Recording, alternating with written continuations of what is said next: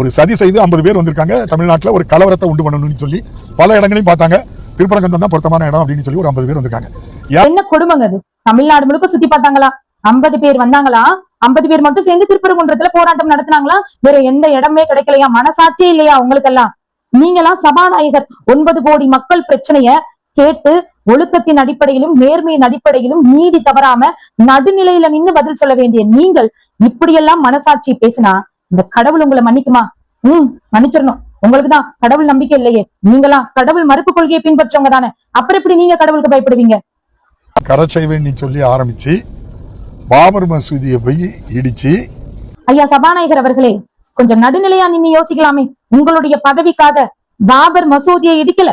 பாபர் மசூதி என்று சொல்லப்பட்ட ஒரு மசூதியாக உருவாக்கப்பட்ட சர்ச்சைக்குரிய கட்டடத்தை தான் பாஜக இடிச்சது மட்டுமல்ல, உண்மையிலேயே இருந்த ராம ஜென்ம பூமியை வரலாற்று சான்றின் அடிப்படையில தான் மீட்டு கொடுத்திருக்கு இந்து மக்களுக்கு.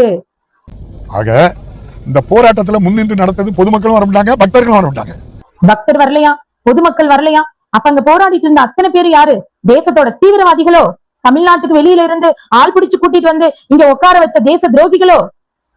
முழுவதும் ஒரு வாக்குகளை பெற்று இப்போது ஆட்சிக்கு வந்துட்டோம் அப்படின்னு நினைச்சு யார் இருக்கிறா? பாரதிய ஜனதா கட்சியினர் இப்போது ஆட்சிக்கு வந்துட்டோம். அந்த சபாநாயகர் ஐயா சொல்றாரு ஓட்டு வாங்கிட்டோம் நினைச்சுக்கிட்டு ஆட்சியில இருக்காங்களா? அப்ப நினைக்கிறவங்க எல்லாம் ஆட்சியில உட்கார வச்சிடலாமா? அப்ப உங்க ஐயா ஸ்டாலின் அல்லது நீங்க நினைச்சுக்கிட்டு போய் பிரதமராயிரலாமே.